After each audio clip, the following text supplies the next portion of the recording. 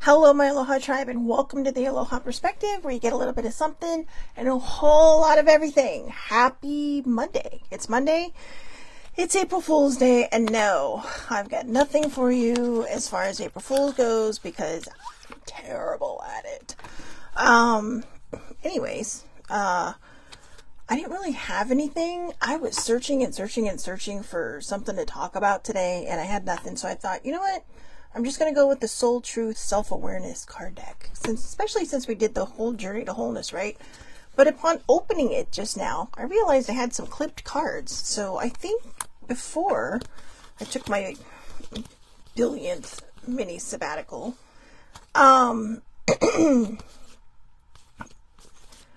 pulled cards that, I think I was going to talk about over the course of, it looks like, a week. So, a week and a day. So, you know what? I don't know.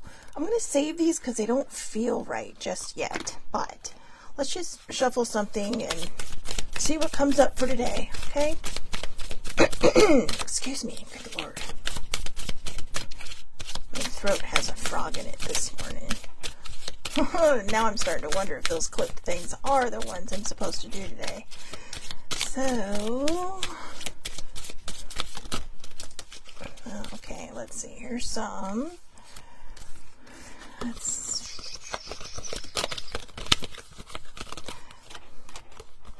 Where can I create more space? Instead of filling yourself up with busy work and things to do, create more sacred space in your schedule, in your home, your mind, your lungs, and in your heart. Take time to just be. Do a clutter detox of your schedule, home, and innermost self. Make space and clarity will come. So make space and clarity will come. The next one. Name all the things you love. Are you one of them? Oh, I like that. Name all the things you love. Are you one of them? And today's mantra, I give myself all the love and attention I need. I give myself all the love and attention I need. Older sibling said, cute smile. I know. I just kind of looked up like, like I'm up to something. But I really like this. Name all the things you love, and are you one of them? Are you one of them? When you go through the things that you list, do you have self-love in there? Is there a level of self-worth and self-respect and self-joy that you have for yourself? Because if your answer is no, there's some journaling that needs to be done. That's a part of wholeness, right? Was self-love. Self-love was a big part of the journey to wholeness. So, let's see. Am I focused on what I am losing or what I am gaining? Are you going through some change? Are you scared to let go because of what you might lose? What if you shifted your focus from what you might lose to what you might gain? Endings are actually new beginnings. So today's soul action. Today, make a list of all the things you will gain from the change you are going through. Feel your heart, take a breath, and deepen into trust. Amazing things are coming. This is kind of about manifesting, right? Now, one of the things I've always said, and I sent something over the weekend, and it kind of said what I was already saying in a way about how the universe works. Now, it could be a higher power, your higher power of any sort, whether it's a universe, a deity, whoever you turn your higher focus to. And it could be all of the above, it could be, it could be all of the above. So the challenge is when you're manifesting or setting intentions or praying is you can ask for certain things, but that doesn't mean that's what's going to come to you. The powers that be, your higher powers are going to work for what is meant for you. Not what, it may not be exactly what you want. You might get exactly what you want because maybe you're super in tuned to what is technically yours. And I don't mean like yours. Like we don't really own things, do we? I mean, we don't own people. We don't really own things. I mean, we might buy it and we might feel like we own it, but then it may be something that just kind of passes through our life. So we're kind of like keepers of things. Maybe you're the keeper of someone's heart. Maybe you're the keeper of the mug or the cup. Maybe you're the keeper of, I just lost my note over there, the computer or the sage or the candle. I know I'm pointing to Mike because I got to sage my house today. But, the inhaler, whatever. It could be a million different things that you are the keeper of. But, when we hold on to things so tightly, we tend to choke the life out of it. And then we become so afraid that we're going to lose it that we may actually manifest losing it. So when it talks about what you're losing and what you're gaining, if, like when you think about people, right? Like I have a really, really good friend, one of my best friends, and they're moving. She's moving, because her boyfriend lives up in the Pacific Northwest. And, they've been doing a long distance relationship for almost 3 years. It's been amazing because they've thrived. But now it's time for them to take that step to the next level. And I was thinking, wow, but instead of thinking of losing someone, think about gaining the experience. Now I have a reason to go up there. I kind of did before, but, cause my niece lives up there, but well, in a different state, but in the Pacific Northwest. But now it's like you kind of expand and you open your mind thinking these are two people that met under the most interesting of circumstances. And, their relationship probably would have seemed improbable. It was like, there was a picture that was sent from my friend's cousin to her. What do you think of this guy? And I think it was a whole different question in there. But then she's like, oh, and then, it just, something happened, something bloomed, something blossomed. And it was amazing. And it was amazing to watch this unfold over the last couple of years. The give and take between the two of them, the traveling they did to see one another, the talking every day, the FaceTiming every day. And, to keep that spark going, and how they kind of moved through everything to the point where now they're ready. And it's beautiful to watch those kind of things grow. There was it's not really my story to tell, so I'm not naming names and I'm not going to talk about situations that they were in beforehand. But let's just say that there was some loss that was happening in my friend's life. And then all of a sudden, here was something else. So there was this sadness that just kind of moved into this, wow, this joy and this growth and this beautiful story.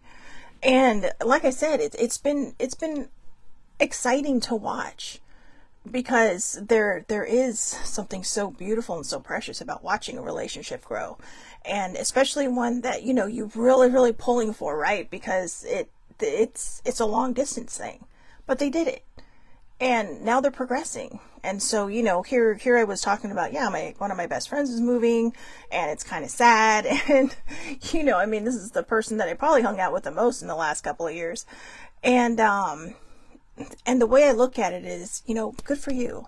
You're chasing your dream. You're chasing your dreams and your happiness. And it's not really chasing the happiness like, you're running after something desperately. No, it's like you're chasing that path of the unknown. You're just running into the abyss and uncertain of what's going to happen next, and just saying, you know what? Fuck it. Who cares? Let's just do this. Let's throw caution to the wind and see what happens. And sometimes it's what we have to do. And I admit, I am terrible at that. Sometimes I think I'm afraid of my own shadow. It's like I'm learning how to trust the process.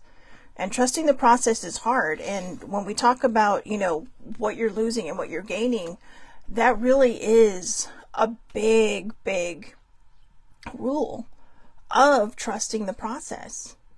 There's somebody else I know that's been in a relationship for the last, almost 2 years, I would say, and maybe a year and a half, and it's been a roller coaster. But when you stick with something, when you believe in something with all of your heart, no matter what the people around you are saying, you can make it work, and you can make things happen, the good and the bad. And when the bad is really kind of feeling like it's going to take over the good, but you stick in there and you hang in there and you just say, you know what?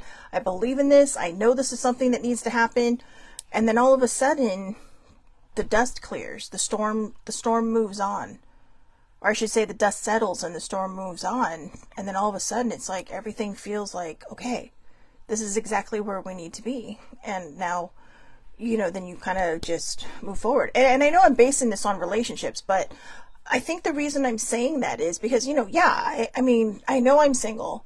So you're like, because no, I'm not saying that out there like, hey, guess what? But no, I mean, like in the sense that a lot of people might be thinking, oh, what are you talking out of your face?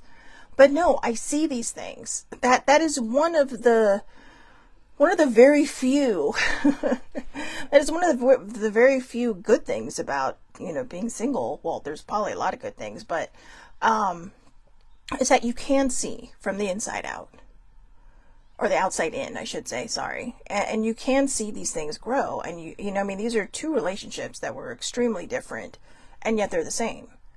There were people with trust issues. There were people who, had to work with their partner to really kind of learn to build this beautiful relationship and to set it on the right path that it needs to go. And I've watched this in both of the relationships. I've watched both partners, and I'm not going to say who was which, but, be very patient with the people that they love, because they know, they see the person inside of them. They see through all their pain, and they see that light inside of that person that they care about. And I think a lot of times that's what we miss. We look at the surface of everything, I mean, whether it's relationships, jobs, everything. We always look at the surface, but we never look deeper. We tend to judge the book by its cover, and we shouldn't really be doing that, should we? No, we don't want to be judged. We don't want someone to look at us and go, oh, well, No, we want someone to look at us and see who we are. Older sibling and I watched a really, really wonderful show last night, and it was so sad. And yet, to see the will and the strength of the people that moved on, to see them go on and live their lives, to work through the physical and emotional scars that they had to go through after this tragedy they had all been in, and to live their lives, and the people that loved them despite what they might think of themselves. There were some that looked in the mirror, and after this accident that had happened, it was a very, very bad, horrible accident. But in the documentary, you see them thriving in their lives. And yeah, there's still a lot of pain. There's still a lot of hurt. There's still probably a lot of trauma. A lot of them were diagnosed with PTSD not long after. And this is something that happened like 36 years ago. And they were all teenagers. But you see them moving through life going, you know what? I'm still here. I have to push forward. And I'm not saying it's easy for them every day. I mean, I don't know these people, but they admit it. They're all like, not every day is easy. Not every day is a walk in the park. At the beginning, when all this stuff was happening and we're all going through our healing process and we're all going through all these multiple surgeries and everything, there was a lot of anger. There was a lot of anguish. There was a lot of pain and a lot of tears and a lot of just like physical pain. And they kept moving forward. Despite all those things, despite the times when they just didn't want to move forward anymore, something pushed them forward. Whether it was the loss of their friends, or whether it was, like I have to keep living for so-and-so, whatever pushes you forward every day, it's okay. And it's not always going to be the same thing. I sometimes think about, this, whatever it is that I've been in.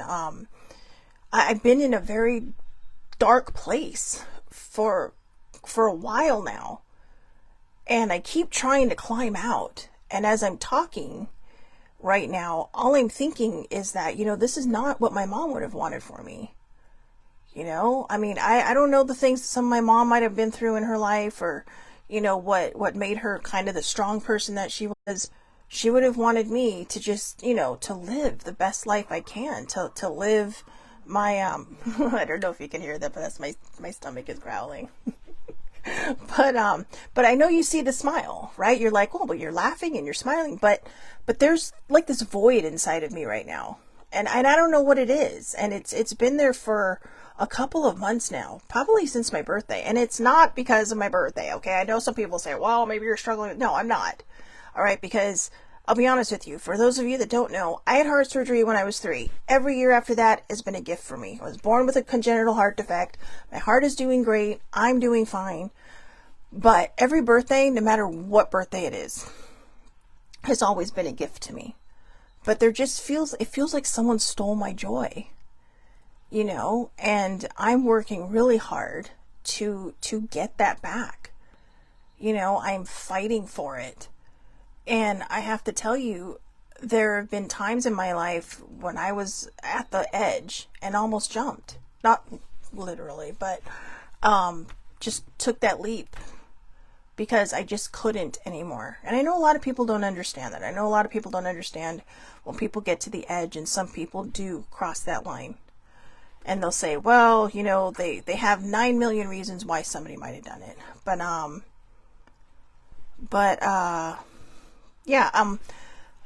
Older sibling couldn't remember the name of the show we watched last night, but she says, you might want to give it a plug. I think, and I'm not sure, because I don't remember what streaming service we watched it on, but I believe it was called Impact, and it was about the 1988 bus crash in Carrollton, Kentucky.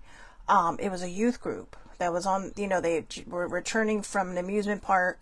There was a drunk driver involved. Bad things happened. And a lot of kids died. Like 27 people in total, I believe, passed away. And a lot of them were kids. Some of them were the adult chaperones. One of them was the pastor and the driver of the bus. They don't focus so much on how the tragedy, they talk about how the tragedy started, but a lot of what they focus on in the last half of the show was how they moved forward, how they found that way to move forward, how what they did, the people that they did interview or that would be interviewed, just kind of, some of them found forgiveness. Some of them just, used their anger to fuel them. Some of them just said, you know what, this is my life. I'm glad I'm alive. I have to do it for so-and-so. So, I don't mean so-and-so to be disrespectful, but I mean just in general. But it was a very good documentary. It was something that just kind of came out of the blue, like so you put on the Fire Stick and there's like 5,000 shows. You have no idea what show or what streaming service it is. It's just saying, hey, watch this. And we're like, do you want to watch this? It's like, the mood I was in. It's like, yeah, let's watch it.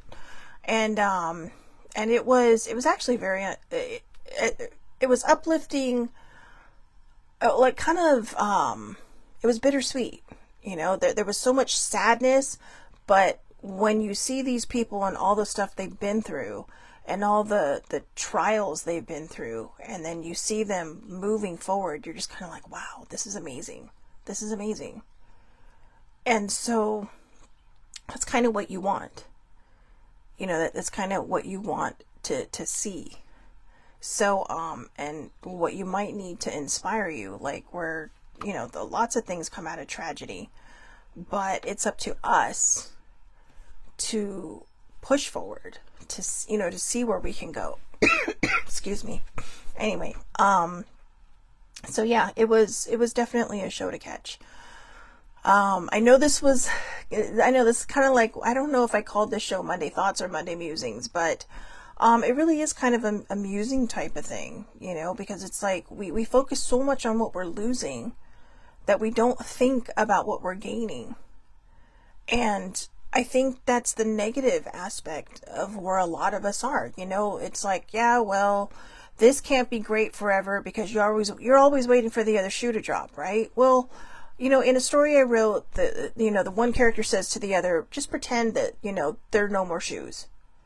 Instead of waiting for the other shoe to drop, just enjoy life. Life goes in cycles. It's like a wheel. Sometimes we're going to spin to the bottom and it's going to suck, but we got to remember to come back up. And the only person that can make that wheel turn is you. But it doesn't have to be bad. When we hit those bottoms, we can sit there and go, okay, I'm going to sit here and I'm going to keep digging. Or I'm going to stop and I'm going to figure out, how can I move forward? How can I move up? And, if you're like me and you have a dinged up mental health, it's not always that easy. So we have to put plans in place. We have to put, a structure for us sometimes. puts a little bit of a wrinkle in living life by the seat of your pants. But not really, because once you have that plan in place, once you have that, that iron to wrinkle out, or to, iron out all the wrinkles that you might be facing, it doesn't feel like a chore anymore. It's just something you're like, okay, I'm heading in this direction. This is what I got to do. And sometimes it may not work. All right. I'm being honest. When you have a dinged up mental health, and I've always considered myself to be lucky in what I have, because it's not multiple things. And I know people who have multiple things that are happening in their brains. So mine feels like it feels like it should be a little more controllable. Having a mental health issue is not easy. It is not easy. It can be very exhausting. It can be very tiring, but it can also be very rewarding when you understand it and you're able to turn around and help other people with theirs. I'm not ashamed of mine. I mean, I went to therapy on Friday and I was looking forward to it. I'm thinking, I got 5 months of crap to tell her because of the mix up with my insurance. And at the end of my therapy, she says, we're going to meet in a couple weeks, but after that, we're going to start meeting less. Because she's all, Shelly Marie, you just survived the last 4 months without being in therapy. She's all, you have all the tools. She's all, I'll be honest with you. She's all, I really do think that you're using therapy as a crutch because you do not trust yourself. And she wasn't wrong. And the funny thing is, I said that to 2 people and they're all, wow, really? That you don't normally hear a therapist say that. And it's like, no, but you know what? She's right, because I journaled about this. Am I going to therapy because I need it, or am I going to therapy because I'm afraid to trust myself and be on my own with my own devices? And I think now she's going to start weaning me off. So, she's scheduled to be for in a couple of weeks. And that was more because I had so much just spewing in 9 directions during my appointment Friday. I totally forgot what I wanted to talk about. So, I think that's why I can't feel my joy, because I don't trust myself. And I think it's time that we start to trust ourselves. Don't worry about what you are losing or what you're gaining. Just focus on your path. Whatever comes in whatever drops in your way, hurdle it. Hurdle those obstacles. And, be proud of yourself. My mom used to always tell me, don't look back, you're not going that way. And that's great advice. But sometimes you have to look back to see how far you've come. And that's something older sibling tells me. So those 2 pieces of advice are amazing. Don't look back at the things that you can't fix. Don't look back at the things that you cannot control. Look back to see how far you've come. To show yourself, hey, I didn't think I could make that obstacle. I didn't think I could hurdle that obstacle. But here I am. And here I am right now. And I'm doing this. And be proud of yourself. What your journey looks like. Be proud of yourself. Every step you make forward is progress. If you're tired, if you don't feel like you can move on in that moment, it's okay to take a break. It's okay to stop and take a deep breath and just sit for a moment. But if you feel yourself starting to go backwards, you've got to get up and keep moving forward. And it doesn't matter if you get up and move to the next bench, right? You could be bench testing. Just go bench testing. Even if you walk that 4 feet to the next bench just to sit down again, it's okay, because you're moving forward. The proverbial bench. So, you're moving forward, and you are showing yourself, hey, I am not going to go backwards, because I've worked hard to get where I am now. And I have worked hard to get where I am now. Anything that I do going forward, any kind of healing that might come up, any kind of obstacle that might come up, it's linear to the healing I've already done. I've healed my trauma. I've healed all those bad things, but now I'm trying to build this new way of thinking with that, involves self-love, that involves self-worth, that involves looking in the mirror and saying, you know what, you are an amazing human being. And that's what I want all of you to do today. Every time you pass your reflection, whether it's in walking by a store window, walking by a car, walking by an actual mirror, or whatever, just remind yourself, I'm an amazing human being. You can say it out loud. You can say it in your head. It doesn't matter. But make sure you smile, because I want you to know, I want you to feel it. I want you to feel that feeling inside of you of self-love, because when I feel that spark from time to time, when I remind myself of my self-love, it's genuine and it feels amazing. And it kind of gives you that feeling like, hey, I can go conquer the world today. And then do your best to not go backwards. When you start to feel that ick coming in, just remind yourself, you know what? I'm an amazing person. I love myself. And if you're having a hard moment, I might be having a hard moment right now, but this is just a moment. This is just a moment. All right? So I hope everybody has a wonderful, wonderful day. Please, please, please take care of yourselves. Remember, focus on what you're gaining, not on what you're losing. I know I do a lot of circles around the subjects I start with, but when it comes down to it, we always get to where we're meant to be, right? We always get to that point. So focus on all the good things in your life. And I know there may not feel like there's a lot. If you have pets, or you have children, or you have a loved one, whatever it is, remind yourself, hey, these are things that are in my life. These are things that are a part of me. These are things that this is not working out right now. There we go. These are things that, I've been given, that I've been shown, that I have, brought into my life. These are the things that are there to bring you joy, and, my cat, I have two cats. One of them, my sister is my roommate, so one of them is kind of more hers. They're like the house cats, but they know who they love, and my cat I don't know, she just loves everybody. She can just sit in anybody's lap, but she doesn't meow very often. But when she does, when she just looks at me and it's just kind of like, and it's usually her begging voice, right? Like, I want treats. But it always warms my heart, because this is a cat who, in the horse world, they have a term called barn sour. And, if you've ever gone to rent a horse and you get that horse that's super stubborn. I had one when I was in Lake Tahoe when I was a little kid. My horse did not want to do shit. It was just kind of, it was the straggler. No matter what I did, no matter what prompts I gave it. And older siblings said, well, that's what they call barn sour. They're just, they've pretty much given up on life. They're just like, well, my only job is to live in a barn and go walk people around, which means that they're sad, and 5 years ago, no, 6 years ago, older sibling and I decided, hey, we need to go. I told her, I said, look, one of my friends had been to this rescue, and the cat of the week was Pixel. And poor Pixel had been in the shelter for 2.5 years. When we saw her, when we went to looking out at the street, just kind of, looking out the door, because people would pet her, people would pick her up, and people would put her back on the shelf, basically, the proverbial shelf. And I talked older sibling into getting her, and we were very specific about which cat we wanted. They're all like, well, she does have some disabilities because she was mangled by a coyote and almost died. We had to put her, she's like a Franken kitty. Okay. She has, if you're familiar with the old movies and Mae West and kind of that little hip swing walk, she's got one of those. I call it the Mae West gait. She kind of got that sassy walk. And she is kind of a disabled kitty. She doesn't run down the stairs like a normal kitty.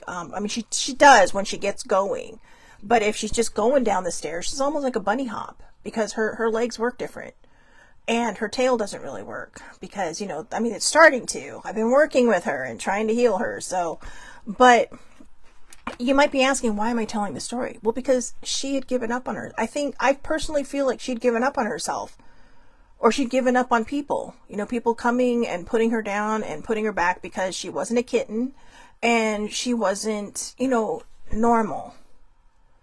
And to be honest with you, that's perfect for me, because she scared me a little. I admit, older siblings probably downstairs going, really? You were a little, because she was a hisser and a growler, and I think she wanted to be a biter, but she fought hard to like, no, don't hold me, because I know you're just going to put me back.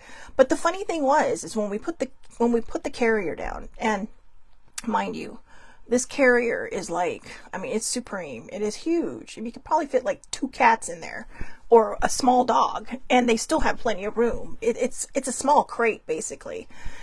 But when we put it down, any cat that went near it, she would just hiss at him like, that's mine. But the funny thing was, I was concerned because I thought, well, geez, we're going to bring her home. And so that night, you know, we left her in older siblings' room. And because at the time I did sleep with my door closed. Now I keep it open because she will bang on my door until I let her open. So for the long time now, my door has been open when I sleep. But we left her in siblings' room, and she just snuggled up next to her. And I'm telling you, it was like night and day. It's like this cat fought and fought and fought because it's like, yeah, you know, but she just immediately trusted us. And maybe that's where I'm going with this, is that she found a trust that a lot of us struggle to find.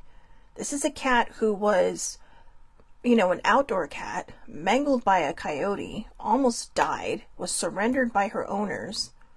You know, people had come and said, oh, I want her when she's better, and never came back for her. People would pick her up and put her down. And that's how we feel sometimes, right? We feel like people pick us up and put us down. And, you know, and we're just kind of like, okay. And that's losing and gaining. But now she's been with us. You know, she is my baby. I think about her, and sometimes I just want to cry because I see how much trust she has. And she can be sassy. She immediately came here and became the alpha. You know, I mean, I'm not kidding. I mean, I think she's the alpha of the entire house, even over the humans. But she's also the most loving cat. She likes to cuddle. She likes to sit in your lap. There are very few cats that I've had that are lap kitties. And we've been lucky. I know a lot of people give cats a hard time. You know, like, oh yeah, they're not that lovey. Oh, they're lovey. If you give them love, they will show you love. If you treat them like a cat, like most people, you know, tend to, like, oh yeah, they just do their own thing, they're probably going to act like one. But when you show them love, when you show anything love, it will show love back. You just have to be consistent. And we didn't have to bet her. She just immediately settled in. You know, it was a rough ride home because it was about an hour. It was an hour drive home, but you know, she settled right in. You know, and you know, there's been no looking back. So maybe that's the moral of the story today. Don't worry about what you're losing. Think about what you're gaining, and trust the process.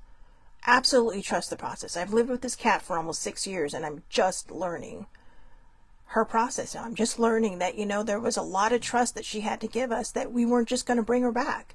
She didn't know that. She didn't know if she was coming home for good. No. But I mean, she obviously knows now, right? But yeah, she was an adult cat when we bought her, when we adopted her. So, and adopt, don't shop. All right? Adopt, don't shop, because, you know, there are a lot of loving animals out there that need a home. But anyways, I know, I'm like sitting here going, oh, I talked for another 10 minutes and I said I was going. So anyways, have a wonderful, wonderful day, everybody. Please, please, please take care of yourselves. I'll be back here tomorrow, 8:30 a.m. Pacific time, Facebook Live. All lives are public. Who knows what conversation we're going to have tomorrow. Tomorrow will be Tuesday Thoughts, okay? So whatever comes out of my face, that's it. So again, have a great day, everybody. Thank you so much for watching. I'll see you here tomorrow on the Aloha Perspective. If you'd like to watch me live, 8:30 a.m. Pacific time. You can also catch the replay on YouTube under the Aloha Perspective. All right. Have a great day. I'm sorry, I keep saying that. I almost didn't do my show today because my brain is just like poof. But yeah, have a great day, everybody. Thank you so much for watching, and I'll see you tomorrow.